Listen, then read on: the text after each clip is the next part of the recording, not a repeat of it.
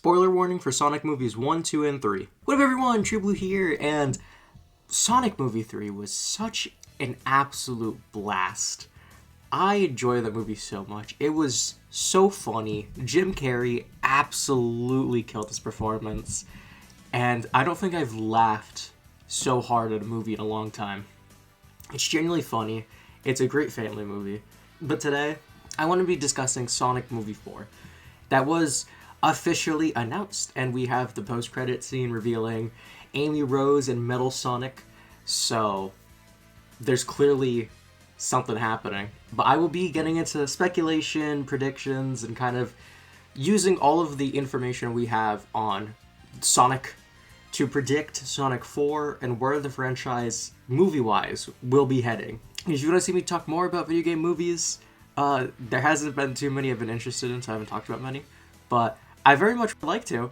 So subscribe, like, all of that, and I'll probably do some more. Now, Sonic Movie 1 was based off the original game. Sonic Movie 2 was based off 2 and 3, which includes Knuckles. Sonic Movie 3 was based off Adventure 2. It's safe to say that Sonic Movie 4, with just the characters we know, we're probably getting CD. In it was the introduction of Amy and Metal Sonic, both of which have become mainstay characters, and both have had a lot of big appearances and changes throughout their history in the Sonic franchise, which is interesting because we've never had characters with so much going on added to the movies.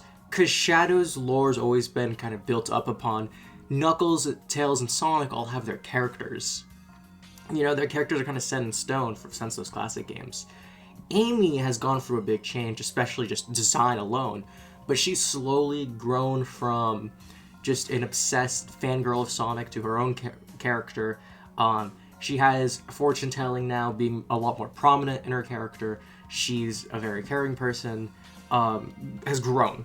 Metal Sonic we've seen go from being just this menacing robot to its own creature defying Eggman, and even beyond with Neo Metal Sonic, and then Metal Madness, Metal Overlord, love that. And then going back to being just a pawn, being stripped of what made Metal Sonic so cool in like Heroes. So with the 2-second scene, I'm gonna predict Sonic Movie 4. But I have to also bring up other stuff first. That being Shadow. Now, Shadow the Hedgehog, obviously his movie is 3. But not only did he get a post-credit scene, there is in the works another project in this universe, the Sonic movie universe, for Shadow. If it's a show, if it's another movie, it's still very much in the air. But it's likely to be released before Sonic 4. I bring this up because this could have major ramifications going into Sonic 4 based off of what they do for Shadow. Clearly, if they're going to do a Shadow-related story, they would take things from Shadow the Hedgehog, maybe delve into his past with the Black Arms. But because we know they're going in the direction of Metal Sonic, a robot antagonist, I think it's safe to assume that for Shadow, we are getting a new robot character introduced into this world. If it's a Gazoid, if it's Omega, if it's Gamma, if it's the Shadow androids, there's gonna be a robotic player added in that film or series just to set up further for 4. And I am gonna go hard and say we're getting Omega. I think if we're doing Shadow the Hedgehog story, I know a lot of people are like, we're getting Rouge.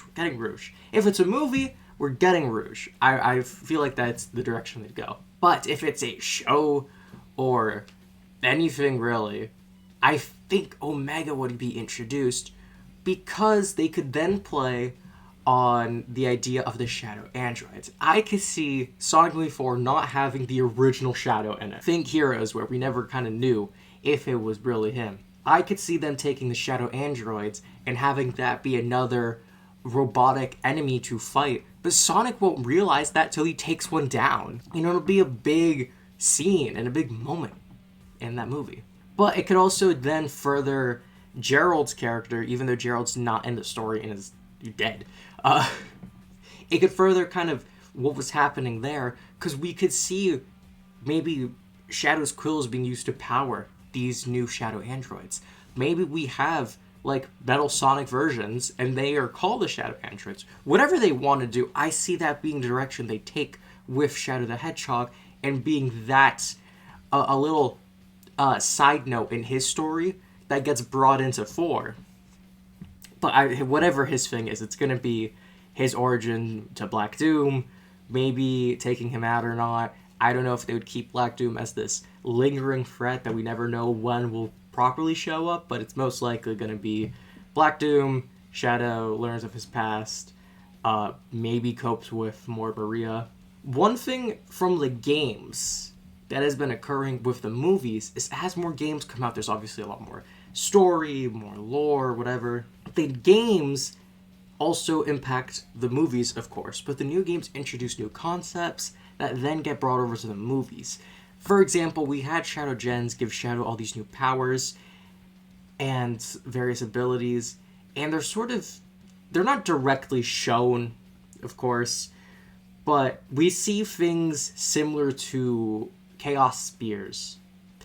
And obviously, Shadows in past games had various projectile energy abilities, but they seemed very, very much like what we saw, and it's very much, the game came out not that long before the movie.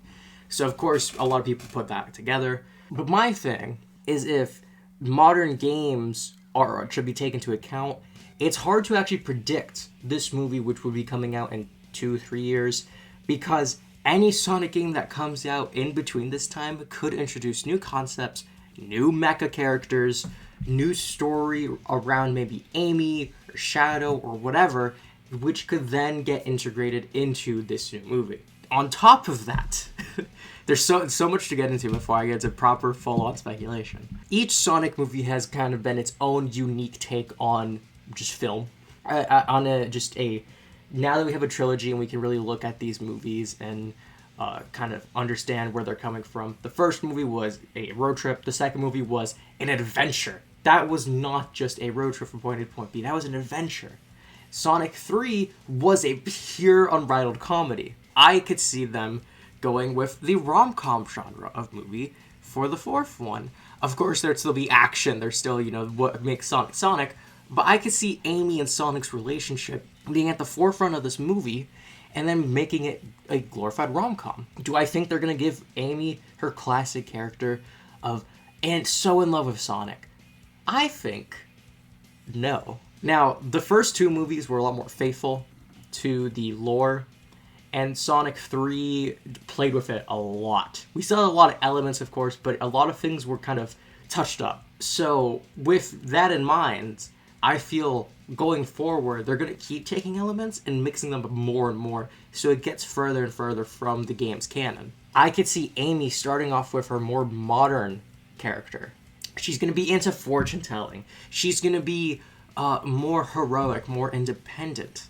Sonic will play the role of the one in love. Sonic is going to be the one swooning for Amy.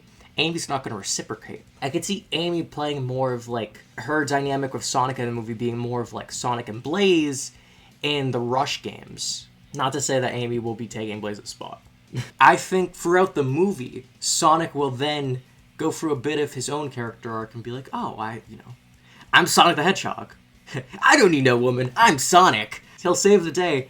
And then Amy, I guess character-wise, would regress a bit and then be falling in love with Sonic. She'd still have, of course, her character, but now she's the one in love, like the games. It would definitely be an interesting take, because we've only seen the opposite for Amy, of course, in all forms of media, so it'd be fun seeing this, of course.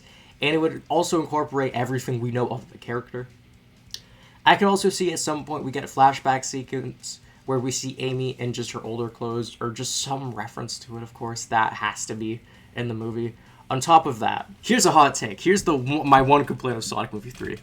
It does not have any character saying Sayonara, Shadow the Hedgehog. It is one of the funniest lines, out of context in my opinion, from the Sonic franchise.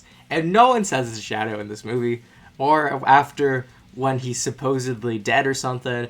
I wish Sonic was just like, Sayonara, Shadow the Hedgehog, as Ben Schwartz walks on into the sunset or something. For the sake of reference, if this is a Metal Sonic versus Sonic movie, please give us the OVA clip. Give us a live-action version of the OVA clip. You might know everything I'm going to do, but that's not going to help you, since I know everything you're going to do. Strange, isn't it? All of that being said, that is kind of all of the thoughts that I have going into thinking of where they're taking this movie. There's a Shadow Project in the works.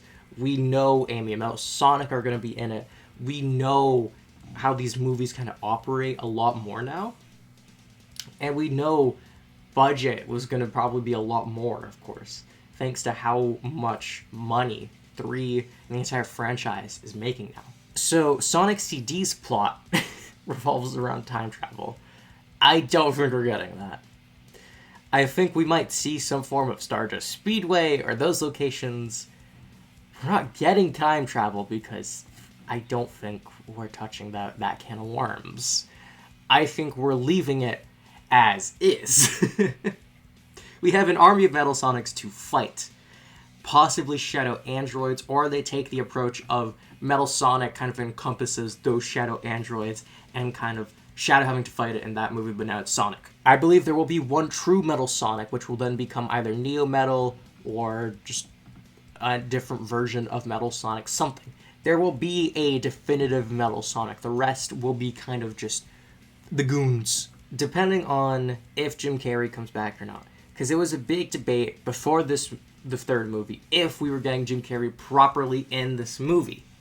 And there's already talks of him wanting to reprise his role. It's likely we'll get Dr. Eggman, but I think we're getting a much reduced role compared to Sonic Movie 3. Sonic Movie 3 had a large emphasis on Dr. Eggman and Gerald's relationship and how that built up throughout the movie and kind of sort of redeeming Eggman by the end. I think this movie would still have Eggman, maybe reuniting with Agent Stone, but it's going to be at a much reduced level. And I think the other cast of human characters would get more screen time again to bounce off of Sonic and Amy. Sonic would be, the nervous kid, and he's going to his glorified foster parents asking for relationship advice. This is the rom-com aspect that I see this movie going. And it would very much be played more for laughs than played straight, of course, because they're not going to focus on the romance between the two hedgehogs. Frankly, that's not the case.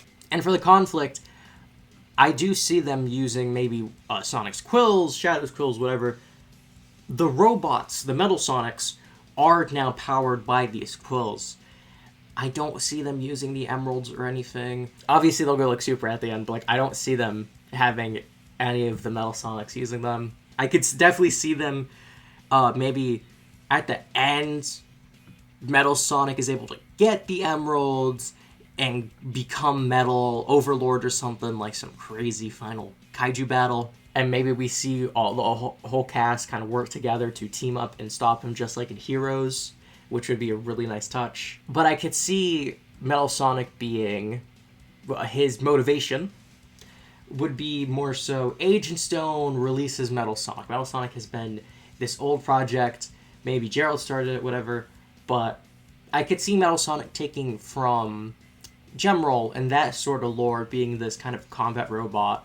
And then it's throughout the years, and now with Sonic, Robotnik has now reshaped all of those and has created this Metal Sonic. It is an encompassment of all of the various robots throughout the franchise. And as we move forward for the movie, Metal Sonic, whichever is our main Metal Sonic, will grow intelligent and then betray Eggman and do his own thing to counter Sonic. This is where we get Neo Metal, Metal Overlord. This is where we get the final fight. And I believe this is where we'd probably see Agent Stone and Eggman properly reunite, would be this moment. And again, throughout this, Metal Sonic, of course, would be playing kind of second fiddle to the main plot of kind of Amy being introduced in this world. I see that being the bigger focus, and Amy kind of trying to maybe push the story forward, being like, hey, Metal Sonic's a threat for whatever reason, and then Sonic is kind of more distracted by just woman I see that as where this movie is going. Again, it's really hard to speculate because there are so many moving parts that we now know of that go into this production way beforehand. So it is so difficult to sit here and properly plan out things as a full movie. It's kind of like the flaw of my first video I did where I kind of predicted Sonic 3 was working with so little information and trying to make a full movie. Here, I'm trying to keep it as broad as possible to encompass what the movie's elements will have. You know, what is kind of guaranteed from our knowledge of the Sonic franchise. I know a lot of people are saying after this, it's likely we're getting Silver, we're getting 06. I think it's a bit crazy to go to the 06 route personally, especially if we're going to throw in Princess Elise. That's a whole other can of worms.